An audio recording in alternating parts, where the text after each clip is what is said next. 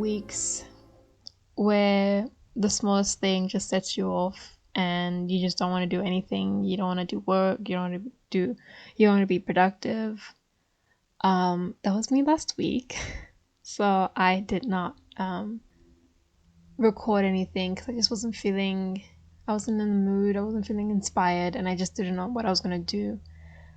And it was kind of stressful. So I was just like, okay, let me take a step back and spend time on my own and just like actually think about what I want to do next.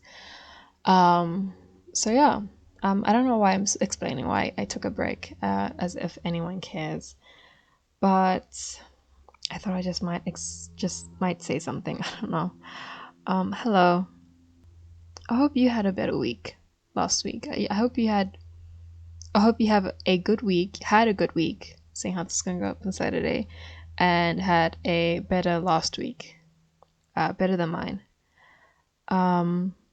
Yeah, but today we're back at it. I'm back at it. And I'm excited. So we're gonna get into it.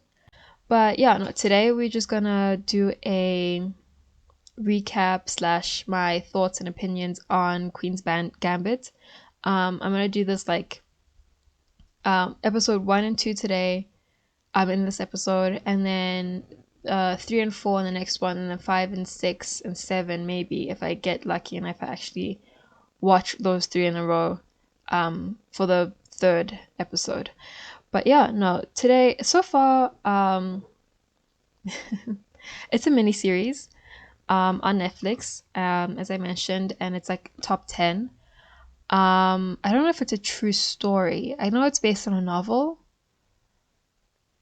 It's starring Anya Taylor-Joy. Absolutely love her. I loved her in Split with James McAvoy. Such a great movie. He's such a great actor. If you haven't checked it out, I highly recommend you start with Unbreakable by M. Night Shyamalan. M. Night Shyamalan. Yeah, start with Unbreakable, then move on to Split, and then move on to, what was the third movie called? Glass. It's kind of like a trilogy type movie, but yeah, no, it was great. She was great in Split. That was the first thing I watched her in. She was fantastic. But yeah, no, the movie that she's in now, Anya movie, the miniseries Queen's Gambit that she's in now. It's about a chess prodigy. She's the chess prodigy. And I think we just go about her life. I didn't really read the synopsis. I was just like, okay, this is top 10. Let me watch it. So I think we just go about how she in the 1960s to like 1980s, I think maybe. I'm not 100% sure. She, as a female chess player, kind of works her way around that world. And I thought that was kind of interesting. I mean, the first 2 episodes were interesting, and you could really see that power and that power shift and that dynamic between females in that time playing chess and the males as well. So I was like, okay, cool, this is cute. I will continue. I wasn't pissed off yet, so that is where we stand. So I think we could just dive in, and I could just talk about episode 1. I've got my notes here with me. Episode 1 is called Openings. I thought it should have been called Scholar's Mate, and I'll mention why as I go on. But basically, we open with Anya in a bathtub. She's in a hotel in Paris. It's 1967. She's wet in the bathtub. She gets out because she has a knock at the door. Someone's calling her to come down. And she's like frantic, and she's running around the room to like get dressed and get ready, and then the camera pans to the bed and we see that someone's in it. And I say someone because they don't show if it's a male or female, so someone, right? Now in the first couple of minutes I already thought to myself, okay, we have a protagonist who is somewhat flawed already, because we also see her taking pills, right, and drinking like really early in the morning. So I'm like, okay, we have a flawed protagonist. Um, how does she get to this point? Obviously, is the questions that they want us to ask. Um, and we're obviously left with the question like, okay, who is this woman and why is she so frantic and so unorganized? The Virgo sign in me was cringing. But yeah, no, she goes downstairs and there's like a room of just males, so many males. And then she walks by and she sits down and she can see that she's getting ready to play chess with her opponent, another male. Um, and then she like stares intensely in his eyes, and then we take him back to the past, to when she was 9 years old. And now I didn't know this as we were going on, but I took note I took note of her age. And I was confused as to like how old she was. So I'm gonna be specifying her age as we go on. But she was 9 years old. We go back to when she was 9 years old. We find out that her mother has died in a car accident and that her father is nowhere to be around. And now the car accident, we kind of question, was it an accident? Because she came out like unscarred, right? Like she was not hurt at all, and she was in the car. And you'll see as we go through the episodes, like episode 1 and 2, you'll see like flashbacks back to that moment of the car accident and her being out of the car and her mom being dead. So I think what had happened is obviously the mother, and we'll talk about it in episode 2 because we open with it as well, I think. But her mother obviously commits suicide with her in the car, and that's the first thing. Sorry, my dad was just screaming. Um, but yeah, no, that's the first thing I thought of when we saw the accident and how her mother died and how she was like unscathed, right? So, yeah, no, she goes to an orphanage because there's no one to take care of her. And we're introduced to the head of the orphanage. I forgot her name. But like from the get go, I'm like, no, I don't like this woman. I don't think she has the children's best interests in heart, but she's just there to. She's not one of those women that's like, let me beat these children and beat them into like obedience or anything like that. But she doesn't like difference. And like, because yeah, no, she just doesn't like difference. And I think that's where her and Anya, God, what is her name? What's the character's name? Before I just call her Anya the whole time. Also, am I saying her name wrong? Beth. Beth is her name. Before how Beth and her will clash because Beth once is like a I mean, I'll talk about it as we go on. I mean, just not get ahead of myself. But yeah, no, we can see that Beth and her are gonna clash, and the head of the orphanage, she's like, what's her name? Miss Lansdale? Or is it Helen? No, her name was Helen. Yeah. Helen, the head of the orphanage, the miss of the orphanage. She was like, oh, we're gonna be best friends. I can just tell. And then you kind of linger on her as well. So you kind of like, okay, obviously she's lying and they're not gonna get along. But we don't spend too much time in the orphanage. In episode 2, but like out of it already. So she was just like introduced and like gone. So I don't think she plays much of a part. But I mean, we do have a time jump, so we'll see. But yeah, no, anyway, she is basically stripped of her identity. Literally, she takes off Beth. I mean, she takes off her dress, which had her name on it, and I'm sure like her mother gave it to her as well. And she's given these very plain and boring and dull clothes, just to kind of like fit in with the girls and everything, like be uniformed, right? So she just doesn't have an identity at this point. They just take it away from her at 9 years old. And then we are introduced to Jolene, the only black girl with speaking lines that is friends with our protagonist. And she kind of takes Beth around the orphanage and kind of teaches her the ropes and everything like that. So she takes her around the orphanage and tells her the ins and outs of what's going on.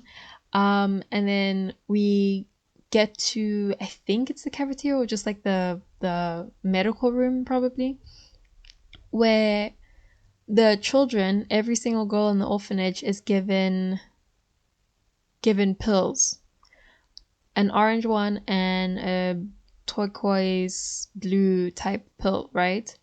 Um, and Jolene tells Beth to not take the blue one right away and to save it for nighttime. But Beth, obviously being new, she doesn't listen, and she doesn't know why. So she takes both of them, and she ends up being like really dizzy, and like hard of she can barely walk at this time. But yeah, she's taking pills, and as she's like dizzy and can barely stand on her feet, she stumbles upon the custodian, and he's just like mopping the floor, minding his own business, doing what he has to do to get that check. And he just lets Beth fumble around, and it was so weird. And then like moments later, Jolene realizes that Beth isn't like looking good, and she was like, no girl, I told you, take the blue pill at night. But like, why are we giving children any kind of medication when we don't know their medical history? Okay, you know what, let me not, because again, different times, I'm not gonna rack my brain around that aspect, right? Moving on. um so what happens next, I think it's just like a series of events that weren't really, I didn't find really that interesting. But what I did notice throughout is that the coloring of the series, like in the first episode, was it felt very cold and dull and not so inviting. It felt very sad, and I think it was very um, it matched the mood of how our protagonist was feeling.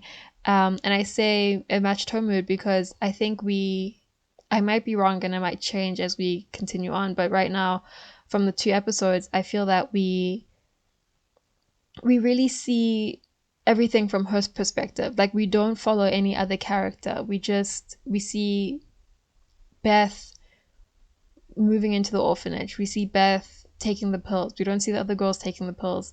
We don't see, also, okay, I'll mention that just now. We don't see other girls like talking about Helen or the guy that gives the girls the pills. Like, we don't see anyone else's perspective, basically, is what I'm trying to say.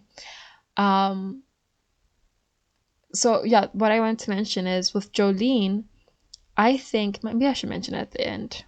Will I remember? Yes, I will. I'm gonna hold it and mention it at the end after the episode's over. But like, basically, right now I'm skipping through a whole lot of stuff. Um, One day, Beth finishes her maths exercise early, and then she goes down to the basement to like clean the, what are these things called? The erasers. And upon going there, she stumbles upon, I don't know why I said upon twice. She stumbles upon the custodian playing chess, and she's like very interested and wants to know what he's playing and what's going on. And I've noticed throughout the series that she's a very inquisitive person. Like, as a character, she really just wants to know what everything is and why everything is. And I absolutely love that about her. Like, that's my favorite aspect of her character, but she's not afraid to ask why and understand why, which I think was great in the writing of her. But yeah, so she finds the custodian. It's a custodian, right? Or a janitor? The person who cleans the school, the orphanage. That's who he is. Yeah, playing chess, and she's like, I want to learn. He's like, no. And then we go through that, I think like 2 or 3 times. And eventually he's like, okay, fine, let me teach you, because Beth tells him that, Beth kind of, she's been playing the game at night in her head, right? And this is where the blue pills come back. She eventually starts taking the blue pills at night. And at night, I think, I'm not quite sure, I think it helps her, it relaxes her. Yeah, because they act as a tranquilizer, so it relaxes her. So at night she'll see a chessboard, and she'll be like moving chess pieces, and she'll be like figuring things out in her mind, while she's in bed lying down. So she's been doing that, and she goes back to the custodian, and she's like, "Oh, I know this and this and this. So you should move this piece here and there." And she's asking, "Okay, why can't you do that?" And all these questions, and like they have like this kind of conversation and dialogue, and and then he's like, "Oh, okay, interesting. You understand the game. That's cool. Let's play." And so they play for like quite a while. And he teaches her slowly over time. And I was quite worried. um I don't know why. It just felt like this tone throughout the series that she was gonna get like molested by this guy, by the custodian. She doesn't. But she just, again, like, she was inquisitive, and there was a part in the series where she was watching other teenage kids across, like, on the other side of the fence, like interacting, making out, and all these like teenage things, and she just looked very interested and very like, okay, what's going on here? Um, so I think like her sexuality and her exploring the male species is gonna come up, because it kind of did in episode 2, but you can see it kind of developing in episode 1, and I think that's gonna be a thing. I mean, obviously as well, because in the beginning there was a person in her bed, so we'll see where that goes. But yeah, basic. Jesus Christ. Where was I? So what happens is that they stop giving the children tranquilizers, the blue pill. And now this blue pill has been keeping Beth preoccupied. Like her mind is being emptied. Sorry, my nose is itchy. Her mind is being emptied, and she's just, I don't know if she has anxiety, or she's just like in her head too much that she wants to get out of her head, and that's why she takes the tranquilizers. But she has a hard time when they take the tranquilizers away from the kids. Like she like, obviously like drug withdrawals, right? But yeah, and so they stopped giving her the medication. And one day they're watching Julius Caesar, and she decides to steal the pills because she's just like, she's really not having a good time without them, so she wants to steal them. And I don't know, I just felt that it was kind of interesting how they played Julius Caesar in the background while she was thieving. I don't know if they were trying to say something with that or not. Oh my bad, I'm just like looking too deep into it. But that's what I thought. Oh, also, before all of this happened, before she like stole the pills and all of that, she plays a chess competition at her local high school. Like, one the custodian introduced her to a high school teacher who teaches chess, and he was like, "Okay, come over to the high school and you could play," because the custodian was like, "Damn, this girl can really play chess and she's really good." Um, and the high school teacher went over to the orphanage to see her skills. And he was like, "Okay, you're right. This girl can play chess." And he was like, "Okay, come over to the high school." So she went over to the high school. She bodied everyone. She got a prize, a chocolate box, and she was like eating it and telling the custodian how everyone was so dumb and didn't know anything about chess. Um, and she was so proud of herself in that moment. Like, oh, that's the say. Oh, okay, now I'm just realizing she was rewarded with chocolate after winning with air quotes, a chess type competition tournament thing, right? That was like her first reward and her first kind of sense of accomplishment and achieving something. Um, but yeah, no, we'll see more of that in episode 2. But I think, yeah, no, that was the only thing I wanted to mention. And After she wins, then she goes and thieves the pills um at the medication room, and then the episode ends there. And my like initial thoughts on the episode, I don't know what exactly enticed me and made me go, okay, watch the second episode. I don't think it was. No, I think I was just like, okay, what's gonna happen next? Because I know that she's gonna take the pills again. Also, well, yeah, no, I know she's gonna take the pills again, and it was a very sad first episode, like a very glum and dull, as I mentioned, with the coloring. A plane flew by. Not a plane, probably like a helicopter or something. But anyway, yeah, with the first episode, I felt a very glum, um, sad. So I don't know why I decided to watch the next episode, but I'm happy I did because the second episode really picks up for me. Um, oh, what I wanted to mention before that I said I'll mention at the end with Jolene and the guy handing out the medication. He's a black guy. There seems like there's something going on between them because there's like alluding from what we see from Beth's perspective. There seems to be some type of relationship between the guy handing out the medication. I should really know his name, and Jolene. Okay, I can't find it, and I don't feel like clicking. Yeah, I was right, custodian. Also, I like Bill Camp. But yeah, no, there was like a relationship between um some type of inappropriate relationship between Jolene and the custodian. Not the custodian, the guy handing out the medication. And I might be wrong, but that's the kind of sense I was getting throughout the first episode. So we'll see how that turns out, and if we ever see Jolene ever again after this episode, because we don't see her. We only see her in the beginning of episode 2, but yeah, we'll see. That was episode 1. Episode 2 is called, oh wait, why did I say it should be Scarlett's Mate?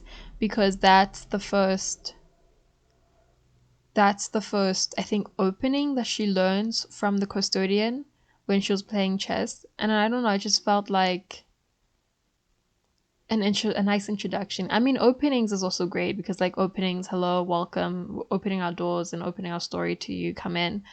Um, but I don't know, I just like Scarlett's Mate because she's like, I'm gonna become a chess player and I like playing chess. And I wonder why she likes playing chess. And I wonder if we find out throughout the show. If it's just gonna be an achievement thing, like, oh, I get prizes from winning, or is it more of a like an escape for her because she hasn't really dealt or spoken about the incident with her mother like at all, like throughout this whole episode. I kept waiting for her to talk to someone, either Jolene or Helen or the custodian, about how her mother died and like why. Also, I didn't mention, was it the first or the second one? The beginning of the first. I mean the second, I mean. Yeah, so let's just talk about the second episode. Just like moments that stood out to me. So in the beginning, we find out that her mother actually did commit suicide because her mother is unstable. Oh wait, episode 2, sorry. Like I'm really just jumping ahead. Episode 2 is called Exchanges. Yeah, this is a good name episode. Okay, anyway, I understand why it's called Exchanges. So yeah, we find out how her mother died and why. She was not well, and I think she either suffered from depression. They don't really say it because obviously 19, let's say 19 early 60s probably. Um, yeah, so they don't say they don't diagnose her. That's the thing. So I don't want to diagnose her as well. But she didn't seem of the right headspace. And in a flashback, we see that Beth is remembering her mother fighting with her father, and her father saying that Beth and her mother keep running away or keep moving and are currently living in a trailer park. And so you kind of get that sense, okay, she's not a stable mother, she's not taking care of her child, and her father wants to, but is not really going to fight to take care of her, because he just feels like, okay, fine, this is it, this is the last time, I'm done, bye, and he leaves, and he looks at Beth through the window, and he just doesn't say anything. He looks sad, and then goes away. And we're like, okay, so what was that? You trying? Was that you putting in effort? And it's just upsetting because like her as at that age as a young girl, and seeing that, and just knowing that she wasn't wanted by her father was upsetting. But yeah, I think that's the kind of little bit of background that we get from the beginning of the first episode and the second episode. And then we time jump to Beth being now. This is where the age confuses me. We jump to Beth, I think we jump about 5 years, right? But also Anya obviously looks older. So she was 9 when she entered the orphanage. So if we jump 5 years, 9, 10, 11, 12, 13, 14, around 14, 15 years old, I'm being generous. They say because she's about to get adopted by this man and woman. I think that's Miss Lansdale. Miss Lansdale. Yeah. No. Wheatley. Yeah, Miss Wheatley. That's her adoptive mother, and then I'll talk about her husband just now.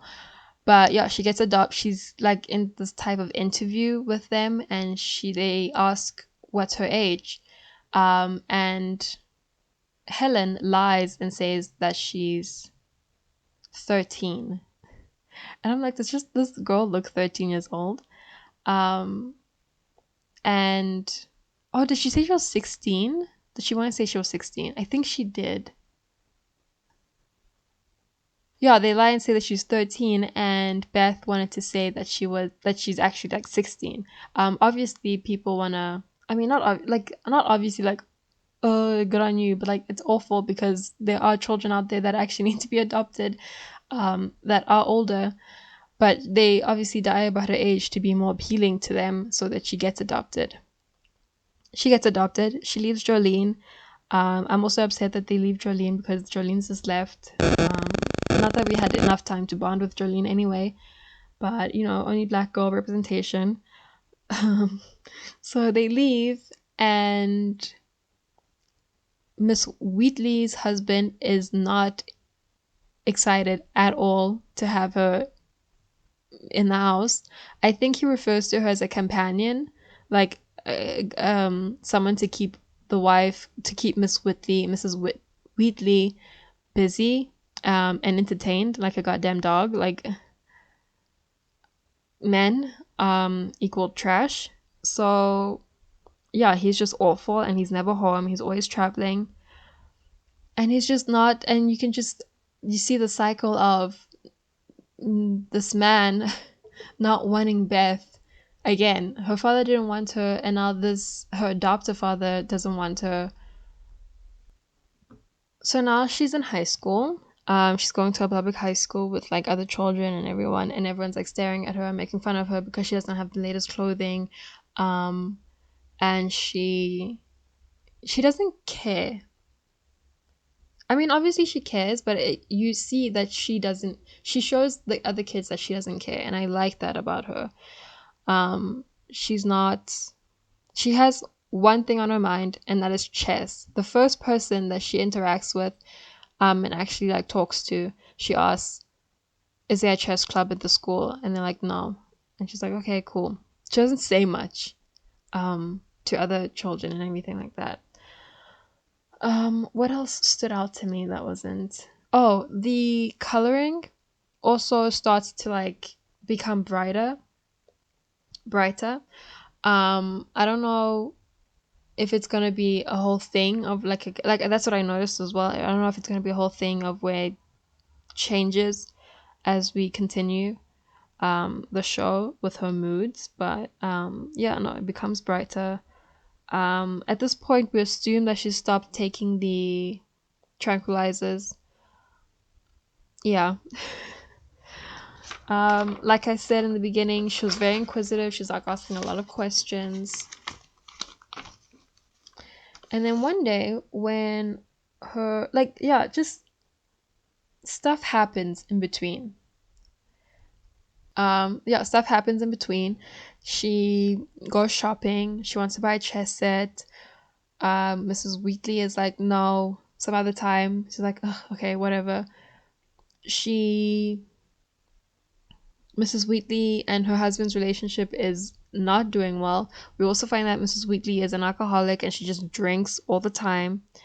Um, and that they're having money issues. A little bit. What else? Yeah, I think that's all I can remember until we get to the important stuff. But yeah, then she decides to enter into a tournament, a chess tournament. How does she get the money again?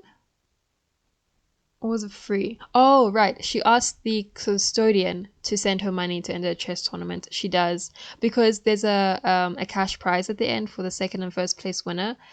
Um, and she was like, "If I win either one, I'll pay you back." Obviously. He sends the money. She gets in, and she starts playing the tournament. She obviously starts with like the only girl in the room, and she doesn't have a rating, I think it's called. So like these guys in the front desk are giving her a hard time because she doesn't have a rating. So she plays and she's like doing really well. Am I missing something? Why do I feel like I'm missing something? Okay, let me just get through this episode and then I'll give my thoughts. So she plays a tournament. She plays this one very good looking guy. In her eyes, I he's fine. He That's all I can say about him. So yeah, she plays him. He They seem like they're having this flirting thing, and I'm like, okay, no, because underage. She wins, thank God, because I thought she was gonna lose because she got distracted by him, by his good looks or something like that, or something. So I would have been very upset if that happened. Thank God it didn't. So she wins. She moves on. She plays like like the guy at the very top with the highest rating. Fun fact: the stepbrother of Harry Potter. It's not Neville. I don't remember his name, but that guy, who was very awful to Harry. She plays him, and we see that she kind of gets frustrated at like little things.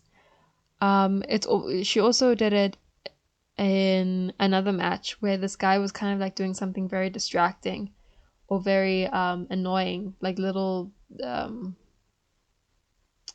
mannerisms or something like that. I can't really remember what it was, but you could see her face that she was getting frustrated and annoyed at this person, at this man. And then now with the guy that she's playing, the guy with the highest rating, he like yawns a lot and I don't know if she is like looking at him because he and being upset about at him because he is not of the standard of attractive she is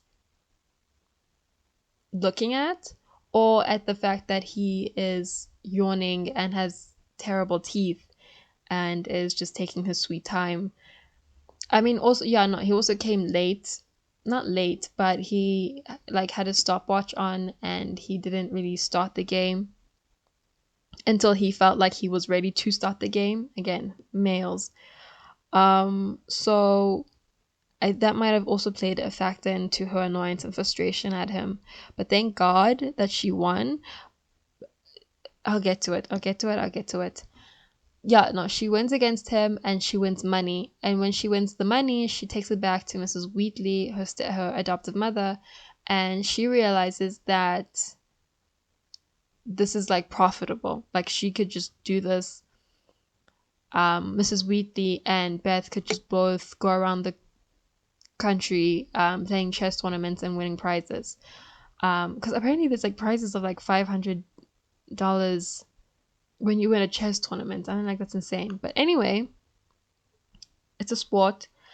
So we just that's how the episode ends, where we see Mrs. Wheatley kind of being like, "Oh, my cash, my cash pig," to Beth. And then I like framed the question, why is Beth playing chess? Does she like it? Again, is it an escape for her? Um, is she just good at it and she wants to play it? Or is it just for the money? Or like the achievements? So yeah, I really hope it's like answered. Whether she likes playing chess for her or she's playing chess for the materialistic kind of things. Because if so, then she probably is not gonna last that long. And I kind of hope she does because she's really good. But we'll see what happens. What I wanted to talk about and mention is that she starts taking the pills again. Her her adoptive mother, orders the tranquilizers because she was sick, and so she ordered the pills as a prescription, to take and to make herself feel better. But Beth, obviously, having been exposed to it at 9 years old and having just it taken away from her very quickly, and having no one really help her through that withdrawal stage, she takes the pills, and she like has yeah, she just takes the pills again. I don't think I have anything against protagonists taking like drugs or anything like that and being flawed, obviously, because human beings are not perfect. I just worry. I just have a hard time. Not. I have a hard time concentrating on what the protagonist is doing without only thinking about whether the drugs are going to get in the way or anything like that. So, because I obviously want the best for her and I want her to succeed, but aren't the drugs going to be in the way of that? So that's the only like worry that I kind of have. But we'll see where that goes and if she actually does become. I mean, but we opened with her taking the pills in the first episode, so really, does she get better?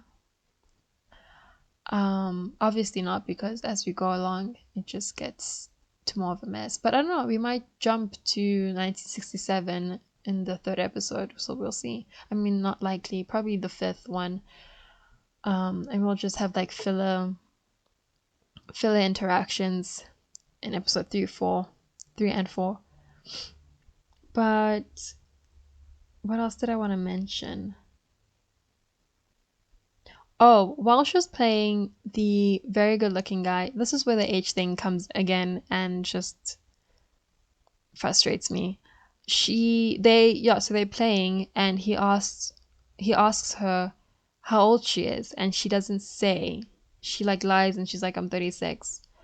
Um and I don't know, I feel like it's just gonna be more of a thing and it's gonna come up. I don't know why they don't mention her age. Maybe it's like some form of it's gonna some oh my god, it's gonna form some part of the story. But right now I'm just keeping an eye on that and why it's just being evaded. Like just tell us her age. Jeez. Also Thomas, the guy from God, what was he in? Love Actually. Thomas Brody Sangster. The guy, yeah, from Love Actually and Annie McPhee. He makes like a very quick cameo, not like a speaking line or anything. We see a picture of him on a magazine, a chess magazine, and he's like the Grand Master or something, and that's like a big deal. And I think she's gonna be fighting to get that title. Um because that's like the highest of the highest, right? So yeah, obviously. But yeah, that was episode 2.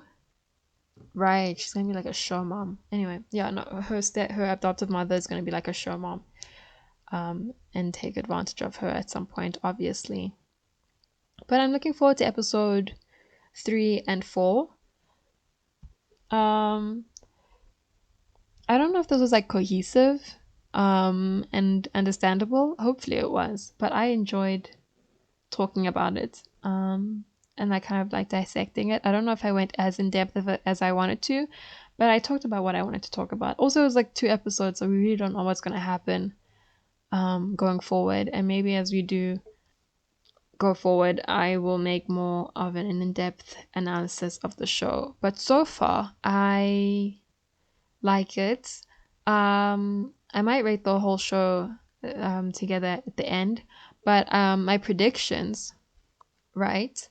My predictions for Beth in the next episode, I think that she is going to be playing more tournaments. Like we're going to have like some sort of montage of her playing more tournaments.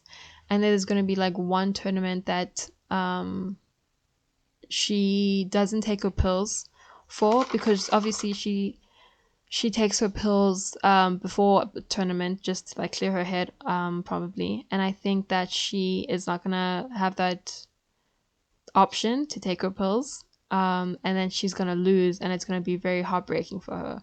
So I predict that's gonna happen. I predict that her adoptive mother is gonna turn into a show mother. Um, you know, those mothers that stand, that push their children, um, because it kind of it benefits them more than it does the child. That's what I think the mother's gonna turn out to be. I think that Beth is going to have a sexual awakening at some point, either episode 3 or episode 4. And I think that. What else? Yeah, I think that's about it. I hope that Jolene kind of makes an appearance again. And we get to see what she's kind of doing, and if she is all right, and if that guy who was handing out the medication didn't take advantage of her. I really want to know I really want to know that I'm wrong in that aspect. But yeah, it's a good show so far on Netflix. Queen's Gambit. Um, until the next 2. Um, I've got nothing else to say. I think that's good. So yeah. Tune in next time. Maybe, you know what I was thinking? Maybe I'll do like 2 episodes Queen's Gambit, and then 2 episodes Lovecraft Country, because I want to start that. God, but I'm still watching my K-dramas. I'll figure it out. Hopefully I won't miss any other weeks. And I actually like put out episodes. But this was fun. I'm looking forward to the next one. I think I already said that, but anyway, I don't know what else to say at a conclusion.